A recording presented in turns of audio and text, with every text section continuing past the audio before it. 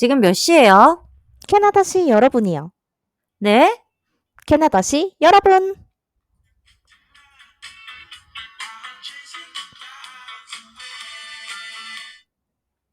집을 구할 때 저는 로케이션, 방음, 집주인 이 세 가지가 결정적 요소라고 볼 수 있습니다. 저에게 가장 중요한 건 위치, 주변 상권, 교통편 이 세 가지입니다. 저는 호스트 써니고요. 저는 쿨판입니다.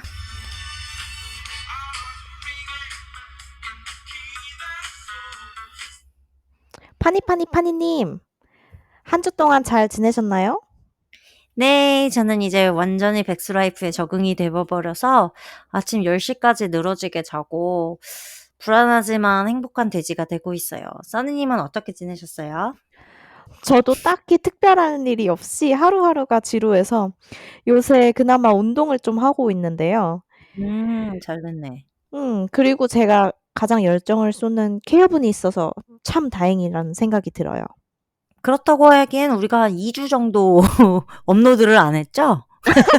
아, 벌써 그렇게 됐나요?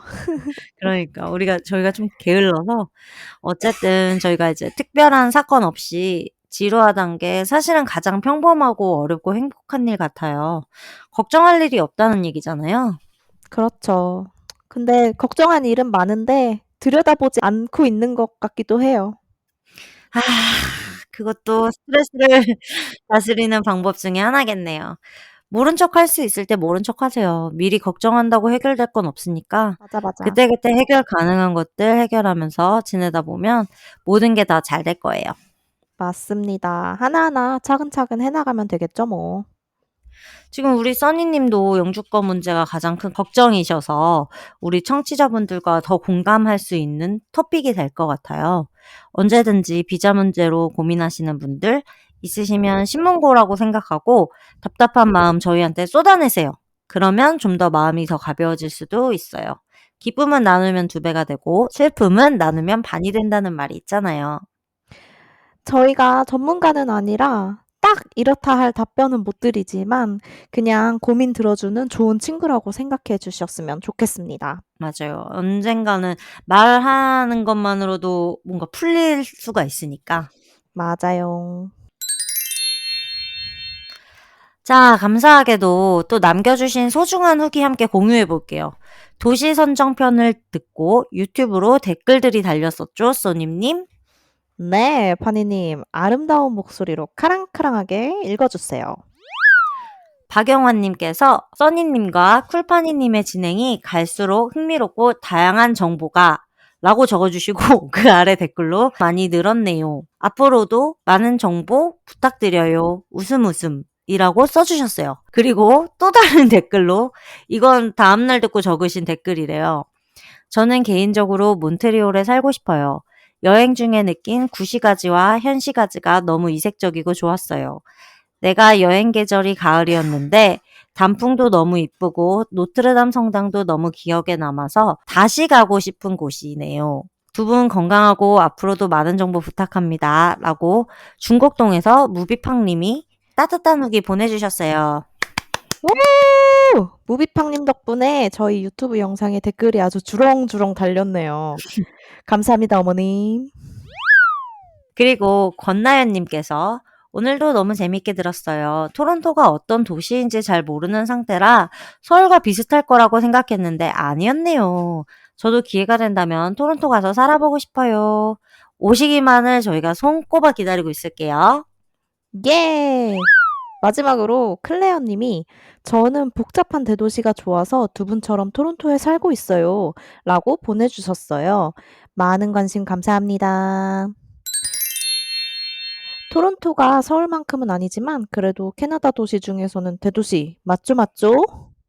예, 근데 저는 서울이 편리하고 더 뭔가 미래스럽고 싸고 좋은 게 너무 많은데 그래도 캐나다에 살고 있는 게 너무 좋아요.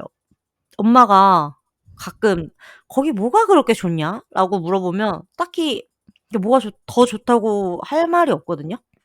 근데 제 생각엔 그냥 다른 사람이랑 눈치 안 보고 사람도 서울보단 적고 그리고 가족적인 분위기 그러니까 가족 중심적인 그런 분위기인 생활 스타일이 좋은 것 같아요. 가족 분위기라는 게 가족 중심주의라는 거죠? 네네네. 끝나면 이제 회식이나 술자리 같은 거 가기보다는 다 음. 집에 가서 그치, 가족들끼리 그치. 모여서 시간을 보내는 그런 거죠? 네, 맞아요. 여기는 제가 가장 놀란 부분이 카페가 4 시면 문을 닫아요, 개인 카페가. 그래서 우리나라는 퇴근하고서 카페 가서 뭐 얘기하고 그러잖아요. 그쵸. 근데 여기는 그러려면 한인타운에 있는 한인 카페나 스타벅스, 팀홀튼 아니면 보통 펍을 가는 것 같아요. 근데 이제 카페가 4 시에 문을 닫는다니까 카페 민족에서 온 저로서는 정말 적응하기가 어렵더라고요. 그쵸. 출근하는 사람들을 위해서 아침에 일찍 열고 여기는 일찍 닫는 게 저도 정말 신기했어요, 처음에. 음. 개인 카페 같은 데는 아침 6 시부터 여는 데가 많잖아요. 그쵸, 그쵸. 회식을 제가 한국에서 안 해 봐서 가끔씩 이제 캐나다 회사에서 했으면 좋겠다는 생각도 살짝씩 들기도 하는데 음. 뭔가 안 해 봐서 더 하고 싶은 마음도 있는 것 같고 음. 회사 돈으로 남의 돈으로 맛있는 거 사 먹는 느낌이 어떤지 한번 궁금해서 더 그런 것 같아요. 저랑 써니님 둘 다 파워 E잖아요. 그쵸. 그래서 회식도 저도 엄청 좋아했었거든요. 그래서 이해는 되긴 하는데 또 이제 결혼을 하고 집에서 가족들끼리 이렇게 꽁냥꽁냥 지내는 이 일상이 또 너무 좋은 것 같아요. 저희가 마침 사연방 이름을 만들었어요. 오. 네. 파니님과 저랑 머리를 맞대고 음. 만든 우리 사연방의 이름은 바로 리슨 큐즈 미입니다. 와. 저희랑 저희 청취자 사장님들이 다 잘 들어 주실 준비가 되어 있으니까 언제든지 많은 아무 말 사연 부탁드려요. 리슨 큐즈미는 인스타 DM이나 저희 이메일로 보내주시면 됩니다. canada.everyone입니다. 자, 그러면 이제 리슨 큐즈미에 들어온 사연을 좀 읽어볼까요? 안녕하세요. 저는 내년 4월에 태어날 아가를 기다리고 있는 예비맘 김주예요. 캐나다시 여러분의 열렬한 구독자 중 한 사람입니다. 저는 2011년부터 토론토에서 유학생으로 지냈어요. 벌써 토론토에서 지낸 지도 12년가량 되었네요. 시간 참 빨라요. 제가 처음 토론토에 왔을 때는 아무도 아는 사람이 없어서 한국인 홈스테이로 8개월 살다가 그 후로는 독립해서 룸쉐어를 해서 살았습니다. 2011년만 해도 콘도 대니 500불이었는데 지금 렌트비 가격이 어마어마하더라고요. 매년마다 저는 한두 번씩 이사를 했어요. 저의 의지랑 상관없이 집주인이 타주로 이사를 간다든지 또는 갑자기 집주인이 한국에 들어가야 돼서 이사를 갔던 적도 있었지요. 바로 이런 점들이 룸렌트의 단점이기도 한데요. 이사를 가고 싶지 않아도 집주인이 나가라고 하면 이사를 가야 해요. 세입자 보호법이 있다고는 하지만 현실적으로는 이사를 안 가기가 어렵습니다. 그래서 유학생일 때는 이사를 자주 다녔던 것 같아요. 유학생이 끝나고 저는 결혼을 했어요. 18년도부터는 남편이랑 렌트 아파트에서 전체 렌트를 해서 3년 동안 지냈습니다. 렌트 아파트라 세탁기가 집에 없어서 그게 조금 불편하기는 했지만 나름 아끼면서 신혼생활을 보냈어요. 그리고 결혼 3년 후 작년 21년도에 남편이랑 공동 명의로 토론토에 있는 콘도를 사게 되었습니다. 옛날에 지어진 오래된 콘도라 신축 콘도보다 스퀘어핏은 크게 나왔어요. 저희 집 자랑을 해보자면 3베드룸, 2베스룸, 2 가라지입니다. 대략 면적은 1200 스퀘어피트 정도 돼요.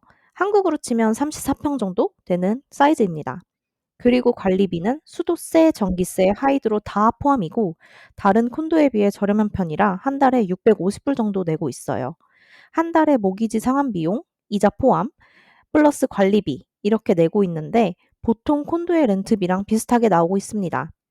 룸렌트 했을 때랑은 달리 일단 집을 사고 나니까 심적으로 마음이 편하고 이사를 자주 가지 않아서 좋은 것 같아요. 또 콘도이기 때문에 눈이 오든 비가 오든 콘도 관리인이 알아서 치워주기 때문에 편한 것 같아요. 콘도 내에 있는 시설, 예를 들면 수영장이나 짐도 이용할 수 있어서 편리합니다. 이제 이사 온 지 1년 반이나 지났는데요. 요즘 저는 내년에 태어날 아가방을 어떻게 꾸밀지 행복한 고민 중이에요. 유학생일 때 집이 없어서 서러웠던 적도 많았는데 이제는 제 곁에 든든한 남편도 있고 곧 태어날 아가도 있어 하루하루 감사함으로 살아가고 있습니다. 너무 두서없이 2011년도부터 저의 집 이야기, 유학 생활을 썼네요. 저의 이야기가 도움이 됐을지는 모르겠지만 캐나다시 여러분 애청자 중 한 사람으로서 종종 사연 보낼게요. 아이고, 우리 김주 사장님이 소중한 사연을 또 이렇게 보내주셨네요. 토론토 생활 12년 동안 유학도 하고 남편도 만나서 행복한 가정도 꾸리시고 거기다 이젠 사랑스러운 아기 천사까지 함께 하다니 정말 듣기만 해도 가슴이 따뜻해지고 저도 참 기대가 되는 킴주님의 일상이네요. 네. 아무래도 오랜 기간 토론토에서 지내셔서 많은 정보를 가지고 있을 것 같은데 이렇게 저희 채널에 공유해 주셔서 또 한 번 감사의 말씀 전해 드려요. 저 같은 경우는 콘도에서도 안 살아보고 한국에서도 대단지 아파트에선 살아본 적이 없어서 콘도나 아파트에 대한 로망이 아주 큰데 와, 수영장이랑 짐이 그 안에 있는다는 게 너무 부럽습니다. 게다가 토론토는 콘도들이 좀 평수가 작게 나왔잖아요. 근데 킴주님 집은 34평이라고 하니까 정말 완전 큰 사이즈예요. 3베드룸. 와, 정말 부럽습니다. 우리 사장님 벌써 성공하셨네요. 성공, 성공. 저는 아직도 여기 평수 스퀘어피트 사이즈 개념이 전혀 없는데 34평이라고 딱 말해 주시니까 할매인 저는 찰떡같이 이해가 되네요. 맞아요. 저도 아직도 스퀘어핏이 어느 정도인지 감이 하나도 없어요. 아 김주님 어려서 유학부터 시작해서 연애 결혼을 토론토에서 하셨다니 진짜 오랜 세월 동안 계셨던 것 같은데 그만큼 쌓인 노하우와 삶의 지혜들이 많을 것 같아요. 음. 김주님은 또 지난 저희 방송을 듣고 만두 회동을 성사시켜 주신 왕손 왕 왕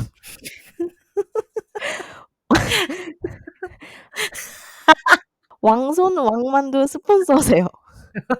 아, 왕손 왕만두 스폰서. 네. 저희 인스타를 팔로우하시면 자세한 뒷얘기를 아실 수 있습니다. 네. 그래서 저희가 오늘 만두 회동을 하고 왔는데 맞습니다. 왕손 네. 왕만두. 진주네 뭐였지? 진주 엄마 손만두. 진주 엄마 손만두. 네. 아무튼 저희 만두 회동은 인스타 스토리로 업데이트되었으니까 꼭 저희 채널 팔로우 해 주세요. 이제 4개월 후면 토론토에서 첫 조카 사장님 얼굴을 볼 수도 있겠네요. 너무 저도 설레고 뭐 이렇게 설레는데 김주님은 얼마나 더 설레고 두근거릴지 진짜 상상이 안 돼요. 최연소 리스너 사장님. 태교를 케어분과 함께 하시고 계십니다. 앞으로도 우리 리스너 사장님들 저희 방송 많이 들어주시고 지금처럼 활발한 활동 부탁드리겠습니다. 리슨키 주민은 언제든지 열려 있습니다. Listen, excuse me. 두 번째 사연 바로 들어가 보겠습니다.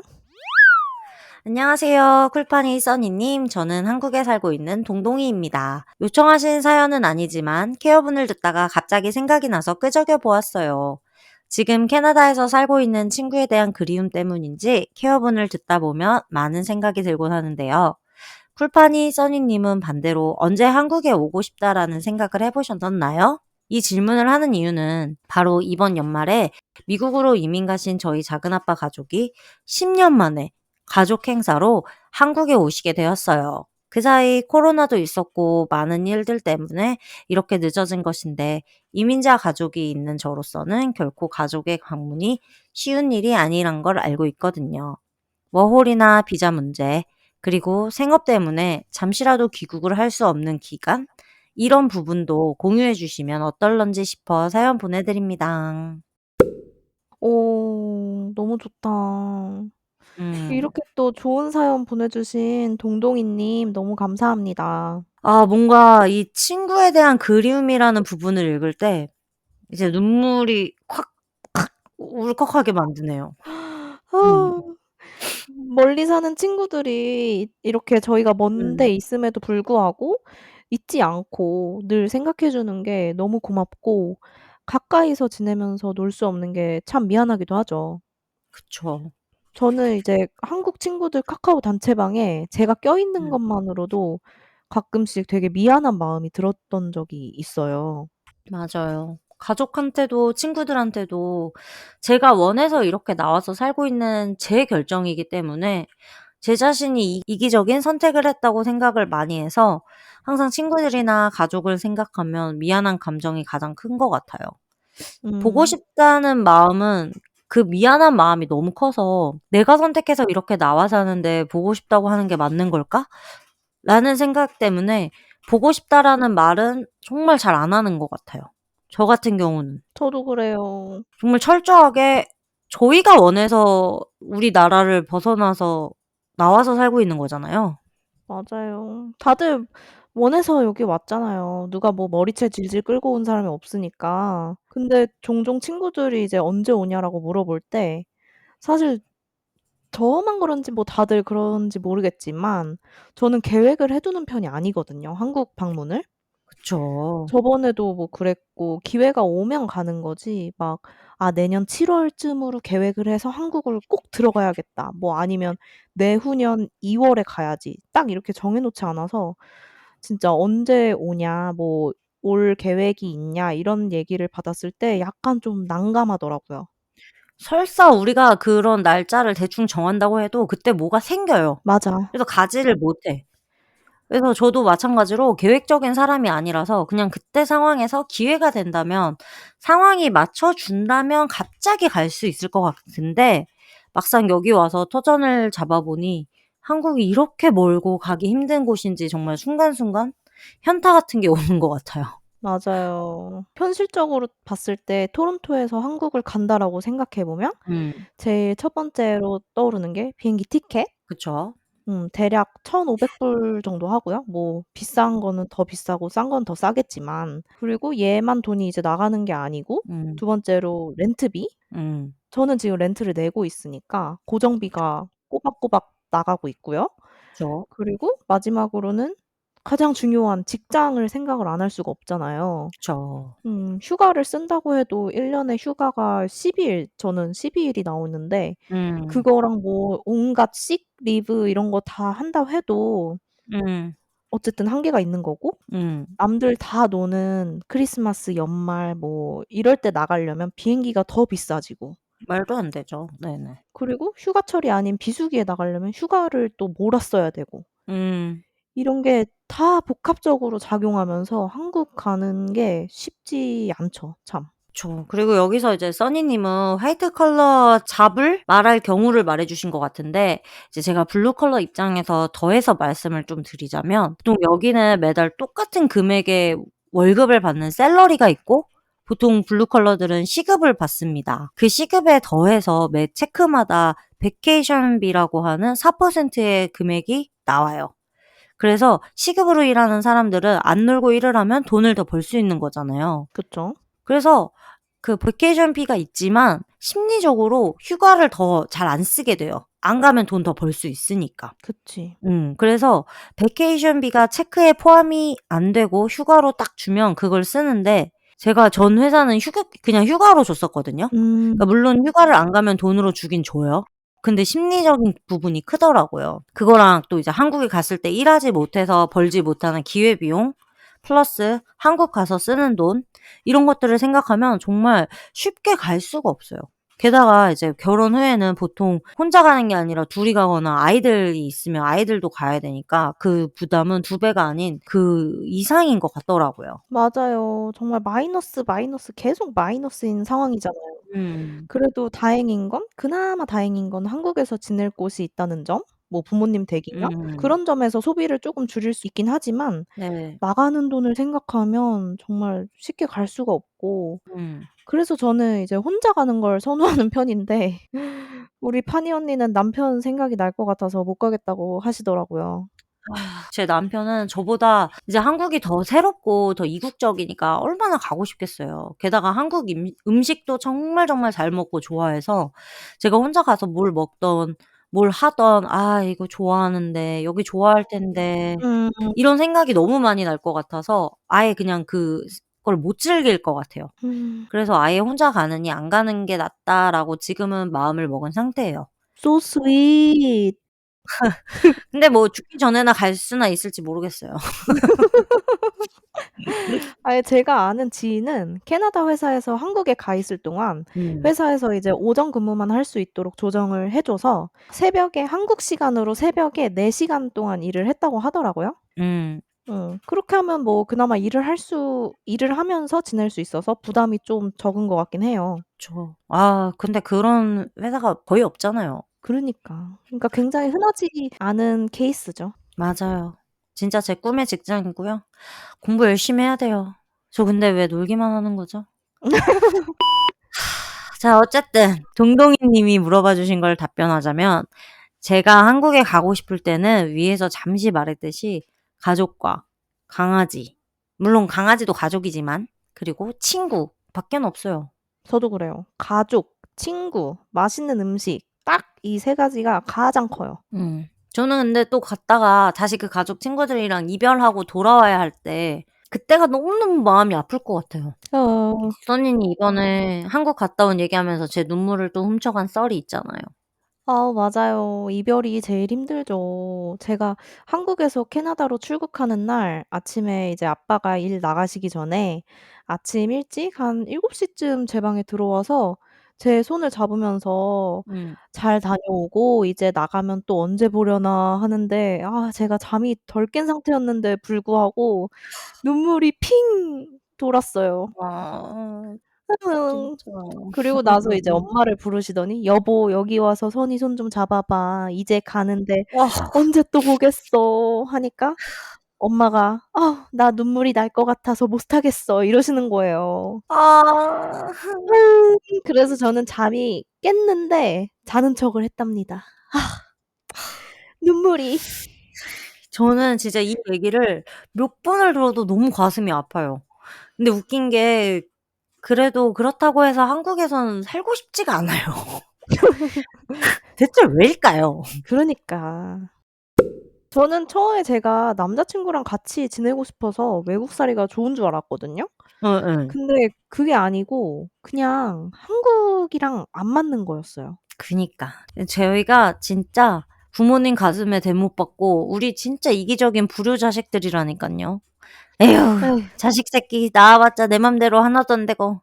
참, 제가 그 자식 새끼지만 정말 미워 죽겠네요.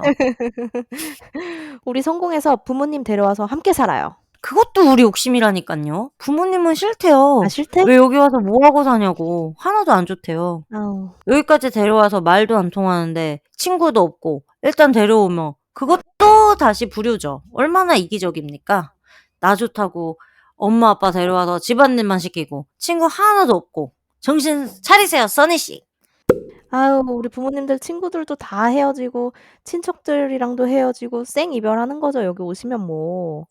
근데 사랑하는 자식 새끼 저 있으니까 괜찮지 않을까요? 엄마, 아빠 나만 있으면 되잖아. 바로 여기서 추천곡 나갑니다. 태양의 나만 바라봐. 넌 나만 바라봐. 자, 이제 본격적으로 집 주제로 들어가 볼게요. 인트로에서 말한 것처럼 저는 집을 구할 때 가장 중요하게 생각하는 게 로케이션, 방음, 집주인입니다.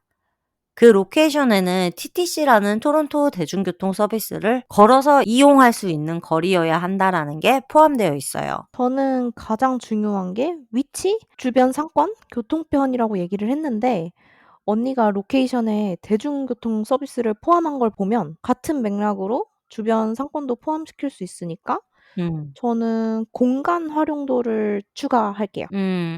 이사하기 전 집이 원 베드룸 네. 댄이었는데 네. 댄은 이제 창고같이 되어 있는 데인데 따로 분리가 돼 있는 데도 있고 그냥 트여져 있는 공간인 데도 있거든요. 네. 근데 저희 커플이 재택근무를 하면서 오피스 공간이 필요함을 느꼈어요. 음. 그래서 두 번째 집은 침실과 오피스가 나눠져 있을 수 있도록 투 베드룸 플러스 댄 이렇게 골랐습니다. 오. 그리고 거기에 아주 어메이징한 뷰도 함께해서 일하면서 힘들 때마다 밖을 보면서 노예 생활을 이어가고 있네요. 그나저나 언니는 하우스에 사니까 공간이 너무 넓어 가지고 제가 참 부러워해요. 저는 맥시멀 라이프라서 이 짐 들고 콘도로 절대 못 가요. 자, 북미에는 어떤 주거 형태가 있는지 한번 알아볼까요? 네. 북미에서는 집의 종류를 간단하게 살펴보자면 크게 콘도, 음. 아파트, 음. 하우스 이렇게 나눌 수가 있는데요. 하우스도 종류가 나뉘는데 면적이 좁고 위로 올라가는 타운하우스 그쵸. 아니면 우리가 정말 생각하는 미국 드라마에 나오는 교회에 나오는 딱 이렇게 멋진 미국집 있잖아요. 네. 그런 게 있고 음. 콘도와 아파트의 차이를 궁금해하실 것 같은데 파니님이 한번 멋들어지게 설명 부탁해요. 아파트는 이제 우리나라 같은 그런 큰 단지의 아파트를 말하는 게 아니라 여기서는 개인이 소유할 수 없고 회사에서 직접 짓고 렌트 관리를 하는 회사 소유의 아파트를 말해요. 큰 특징은 세탁기를 각 세대마다 가질 수가 없습니다. 위에서 김준님이 말한 것처럼 아파트에는 1층이나 지하에 공동 세탁실이 있어요. 코인 세탁기로 전 세대가 사용합니다. 그리고 콘도는 굳이 따지자면 우리나라 아파트처럼 회사에서 짓고 개인이 사고 팔고 렌트 놓을 수 있는 곳입니다. 콘도는 각 세대마다 세탁실을 가질 수 있어요. 그리고 아파트보다 더 나중에 개발이 돼서 조금 더 모던한 느낌인 것 같아요. 거기서 더 세분화될 수는 있지만 저희가 최대한 크게 분류를 해봤습니다. 맞아요. 최대한 간단하게 이렇게 소개를 시켜 드렸는데요. 그럼 이제 외국에서 살고 있는 우리 한인 동포들은 어떻게 살고 있는지 한번 알아볼까요? 음. 저부터 시작하자면 일단 저는 콘도 전체 렌트를 하고 있고요. 전체 렌트라고 말하는 이유는 따로 방 렌트를 할 수 있는 방법도 있기 때문이에요. 저는 워홀 때는 룸 렌트를 해서 룸만 제가 쓰고 화장실이나 키친은 다른 룸메들과 쉐어를 했었어요. 어우. 사실 그때가 진짜 재밌었던 시절이기도 했죠. 룸메들이랑 성향이 잘 맞으면 정말 행복한 삶을 살 수 있지만 안 맞으면 정말 지옥이 따로 없어요. 어우. 예를 들면 룸메가 매일 샤워를 하고 수채구녕을 안 빼서 머리카락이 맨날 하수도에 가득하다고 생각해 보세요. 오 마이 갓. 아니면 설거지를 안 하거나 하더라도 수채구녕에 있는 음스를 정리하지 않는 게 매일 반복이 된다고 생각해 보세요. 너무 싫어. 진짜 이거 TMI일 수도 있는데 이게 진짜 현실이에요. 아. 이게 너무 치사해서 말하기도 애매하잖아요, 룸메들한테. 근데 당하는 사람은 진짜 맨날 이 생각만 날걸요? 그니까요. 자기 전에도 생각나고 막 '아 이걸 어떻게 말해야 되지?' 그치. 근데 이건 그저 일부일 거예요. 그냥 현재 룸 렌트를 하시는 분들 제발 듣고 계신다면 좀 같이 열받아 봅시다. 리스큐즈 미로 사연 보내주세요. Listen excuse me. 룸메 때문에 겪는 스트레스 공감이 참 저도 되는데요. 저도 룸 렌트할 때 룸메도 그렇고 저도 그렇고 집에 잘 없었어서 나가 노느라고 음. 집 때문에 싸운 적은 없는 것 같아요. 음. 다들 밖에서 노느라고 바빠 가지고 그닥 집에 별 신경을 안 썼나 봐요. 음. 그리고 저런 스트레스는 함께 사는 남자친구나 남편한테도 뭐 아니면 가족들한테도 가끔씩 불쑥불쑥 이렇게 짜증이 올라올 때가 있잖아요. 음. 근데 사랑하지도 않고 뭐 이렇게 혈연으로 이어지지도 않는 사람 진짜 생판 남이 그런다고 생각해 보세요. 열받아 죽어요 진짜. 근데 그러면 저는 그 써니님 룸메 입장을 한번 들어보고 싶어요. 써니님은 편안했다고 하지만 그 친구 입장에선 뭔가 개빡치는 사소한 포인트가 있었을 수도 있어요. 난 너무 편했어. "그 미친년이 너라고." 난 너무 편했어. 그게 너무 사소하고 취향에 따른 포인트라서 참 애매한 경우가 많아요. 뭐 아무튼 룸 렌트는 돈은 적게 내고 돈을 모을 수 있는 가장 큰 경제적인 장점은 있지만 정신적으로 아주 고생할 수 있는 큰 리스크가 있는 주거 형태라고 생각합니다. 전 너무 편했어요. 알겠어요. 근데 룸메랑 저랑 마스터룸에서 지내면서 한 침대를 같이 썼거든요. 음. 여기서 마스터룸은 안방 같은 개념이에요. 네. 안에 화장실이 있어서 다른 사람들과 공유하지 않는 장점이 있고 그래서 뭐 렌트가 쪼금 더 비싸죠. 네. 아무튼 집주인이 원래 살고 있는 콘도에서 그 콘도 매니저한테 음. 이 방을 유학생들한테 서브 렌트한다는 걸 들켜 가지고 어머. 저희한테 이제 나가라고 한 거예요. 헐. 근데 이제 기간을 1 주일 주고 완전 쫓아낸 거죠, 말 그대로. 불법인데. 음. 그러니까. 그래 가지고 이제 발등에 불이 떨어졌으니까 다른 집을 구해야 됐었잖아요. 예예. 근데 룸메도 그렇고 저도 그렇고 그냥 또 '아이 다른 데서 또 같이 살래?' 했는데 또 음. 괜찮다 해 가지고 다른 데로 같이 옮겼거든요. 어. 그래서 이 스토리의 결말은 룸메도 저도 행복했다. 우리는 음음. 똑같이 더러웠고 똑같이 게을렀고 그랬다.'라는 점. 서로 행복했다라는 점 말씀드릴게요. 네. 두 분의 해피엔딩을 오 축하드려요. 예. 그 포인트가 같으면 진짜 다행이고 럭키죠. 암튼 그래서 집마다 룰이 있는 집도 있고 아예 룸메끼리 말을 안 섞고 그 뭐냐 고시원? 그런 거 같이 그냥 남처럼 아예 모르는 사람처럼 지내는 집도 많아요. 맞아. 그게 편할 수도 있어. 서로 친해지면 더 일이 많아질 가능성이 있어서 그냥 사무적으로만 강한 룰 안에서 지내는 집도 많은 걸로 알고 있습니다. 맞아요. 룰 하니까 생각난 건데 제가 겪었던 룰은 화장실 청소에 대한 게 있었어요. 음. 일 주일에 한 번씩 돌아가면서 룸메들이 청소를 했는데 그것도 잘 안 하는 사람이 생겨서 집주인이 직접 이렇게 불러 가지고 뭐라고 혼내기도 하고 그랬던 생각이 나네요. 화장실이 가장 진짜 예민해. 예민해. 그럴 수밖에 없어. 특히 어. 남자 여자 같이 살면 더 미쳐버려요. 저도 워홀 시절 룸렌트 했던 얘기를 하고 싶지만 지금 섣불리 이 얘기를 꺼내다가 우리 7박 8일 밤새고 녹음해야 돼요. 그래서 아예 시작도 안 하는 걸로 하고 대신 이 얘기를 해 보면 좋을 것 같아요. 저희 둘 다 지금 렌트로 살고 있잖아요. 그렇죠. 김준 님이 위에 말씀하신 것처럼 이게 집주인의 상황에 따라 우리의 거처가 갑자기 변동될 가능성이 있다는 그 심리적 압박이 있긴 있는 것 같아요. 이게 뭐 집주인이 "평생 사세요. 감사합니다. 살고 싶을 때까지." 이렇게 혈서만 써 주신다면 어. 혈서가 아니라 그냥 그렇게 얘기만 해 주신다면 저는 정말 내 집 마련 걱정 없이 그냥 평생 렌트로 살아도 괜찮을 것 같은데 그게 아닌 상황이니까 이게 그런 점에서 좀 심리적으로 렌트가 좀 불안하긴 한 것 같아요. 맞아요. 렌트 가격이 항상 변동적이고 대체적으로 계속 올라가고 있는 추세다 보니까 음. 아무래도 계약 기간이 끝나고 그전에 렌트 가격을 또 내는 건 쉽지 않다고 봐야죠. 그쵸.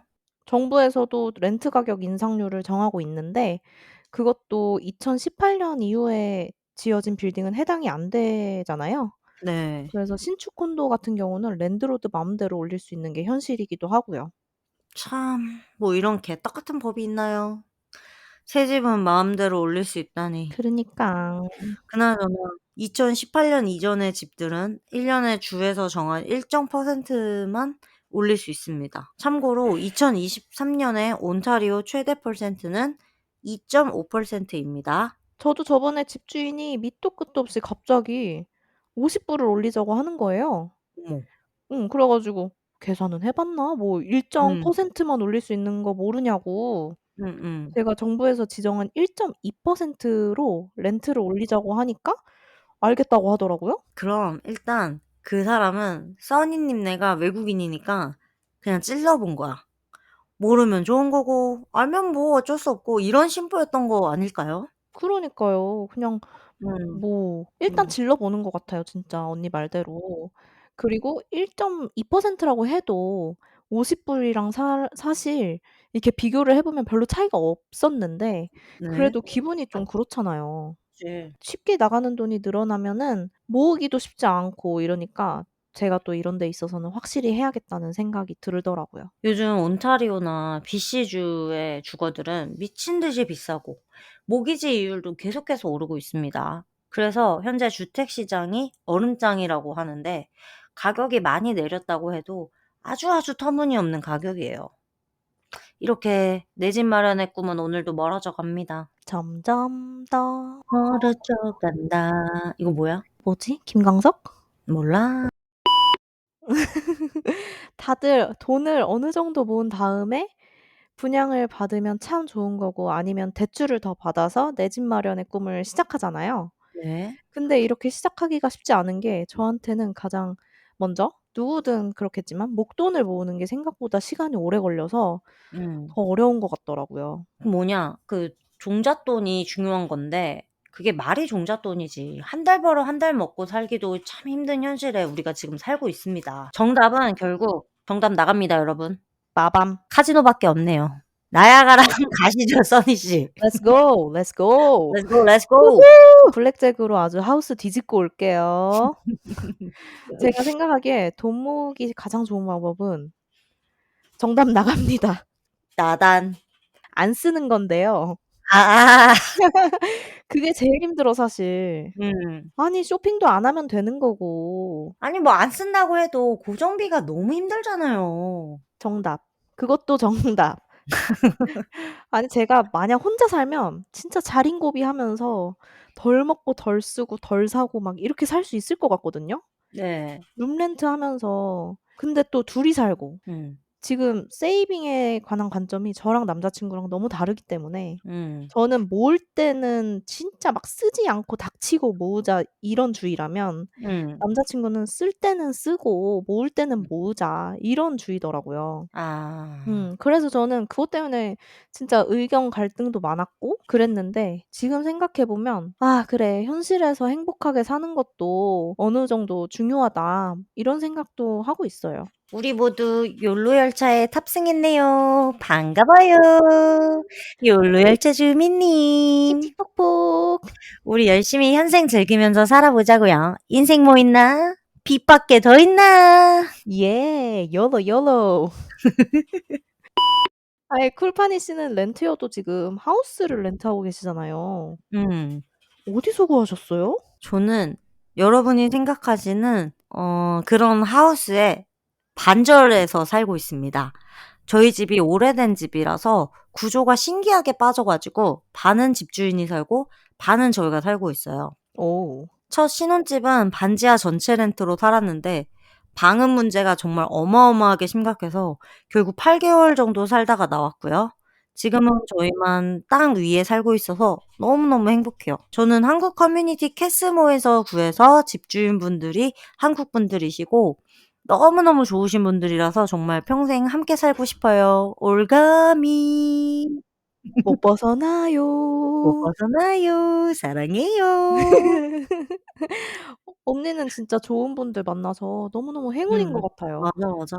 이게 집주인과 세입자가 음. 케미가 잘 맞아야 왔다 갔다 이제 서로 좋은 영향이 되잖아요. 그쵸. 정말 중요하죠. 그리고 또 좋은 사람 찾는 게 힘들잖아요. 다 각자가 좋은 사람이라고 생각하는데 서로 안 맞으면은 그게 좋은 사람이 아닌 거죠, 서로한테. 맞아요. 음. 인연은 따로 있으니까. 음. 캐스모도 유학생들이나 뭐 다 많은 분들한테 되게 집을 찾을 때 유용하게 쓰이는 것 같더라고요. 그쵸. 한국인들은 아무래도 서로 믿으니까 음. 한국 커뮤니티를 많이 이용하는데 네. 또 가격적으로 더 저렴하기도 하고 맞아요.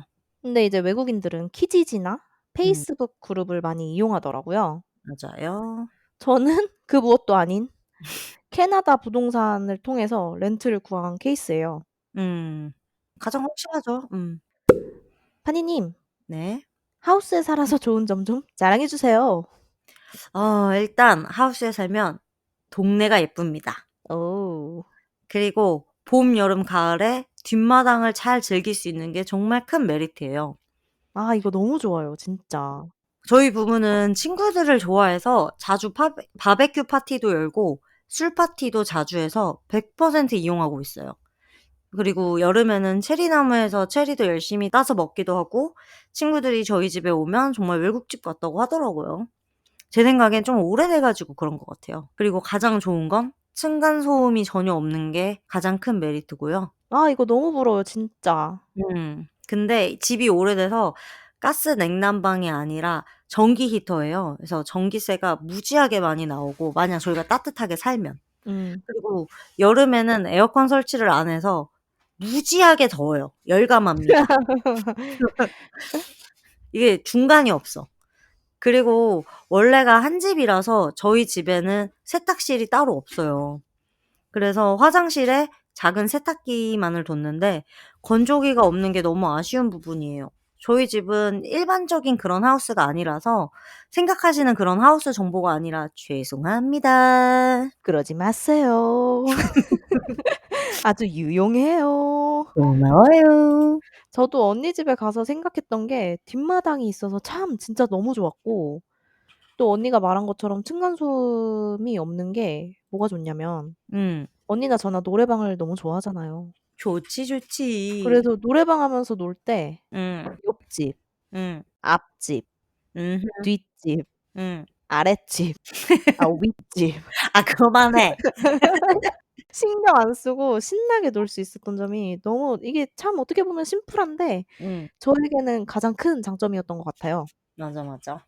제가 콘도에 살고 있으니까 소음이 음. 너무 신경 쓰이거든요. 음음. 가끔 옆집에서 피리 연습하는 소리가 들리기도 하고 네. 그런 거 보면은 콘도가 관리적인 면에서 제가 신경 쓸 부분이 적어서 좋기도 하지만 뭐 쓰레기나 이런 걸 버려 주니까. 음. 근데 쪼금 덜 프라이빗하기 때문에 이게 다 장단점이 있는 것 같아요. 네네. 그리고 막상 콘도에 살면서 뭐 시설 짐이나 수영장, 사우나 이런 거 음. 잘 되어 있긴 한데 네. 이게 또 잘 사용하는 게 또 어렵더라고요. 마음 먹어야지. 마음 먹어야지. 저 근데 진짜 그 콘도에 파티룸이랑 수영장, 게스트룸, 짐 막 이런 거 너무너무 부러워요. 안 써.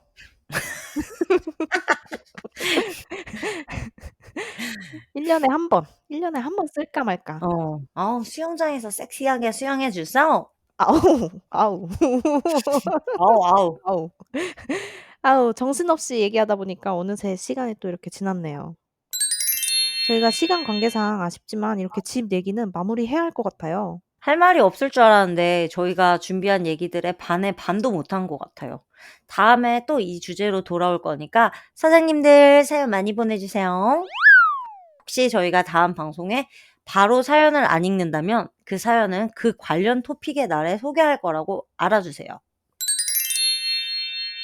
소외되는 이유도 없는 사이좋은 팟캐스트. 지금 몇 시예요? 토론토시 여러분이요. 네? 토론토시 여러분. 자, 다음 편 주제는 크리스마스를 대하는 우리들의 자세입니다. 예. 징글벨 징글벨. 정성정성. 벌써 12월이 되었고 크리스마스를 앞두고 다들 설레이면서 지내고 계시죠? 북미의 크리스마스는 큰 명절인데요. 매년 영화 속에 들어가 있는 것처럼 행복한 크리스마스를 보내고 있습니다. 크리스마스와 관련된 어떠한 이야기들 아무거나 보내주세요. 좋은 일, 나쁜 일 아무거나 좋아요. 참고로 저희 남편은 절 만나기 전까지 크리스마스가 1년 중 최악이었다고 해요. 어떤 일이 있었을지 궁금하시다면 다음 편을 꼭 기대해 주세요. 너무 궁금해요. 무슨 일이 있었길래 최악의 날이었을까요?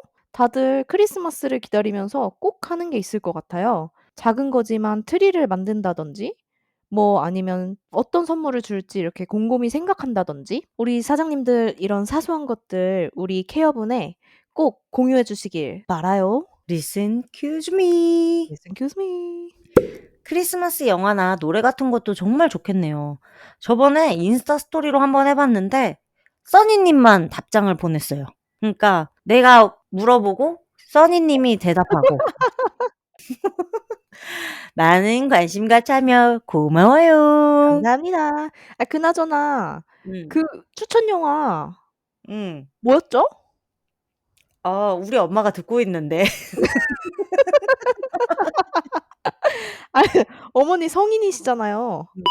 에휴, 궁금하시다면 저희 캐나다 여러분 인스타 스토리 항상 팔로우 해 주시길 바랍니다. 놓치지 마세요. 재밌는 게 많이 올라와요. 지금 바로 인스타그램, 유튜브, 앵커, 스포티파이, 애플 팟캐스트, 구글 팟캐스트 이 모든 플랫폼에서 캐나다시 여러분을 검색하시면 저희를 만나실 수 있습니다. 저희 캐나다시 여러분 인스타 계정은 canada.everyone 다시 한번 canada.everyone이고요. 각종 사연 혹은 아무 말은 이메일로 보내주시면 되는데요. 저희 이메일 주소는 canada.everyone@gmail.com 다시 한번 canada.everyone@gmail.com으로 보내주시면 됩니다. 지금 사연 받고 있으니 많은 참여 부탁드려요. 소외되는 이유도 없는 사이좋은 팟캐스트. 지금 몇 시죠? 캐나다시 여러분 그럼 다음에 봐요. 안녕. 안녕. 썽썽썽. 썽썽썽. 메리 크리스마스. 힘은 사이로.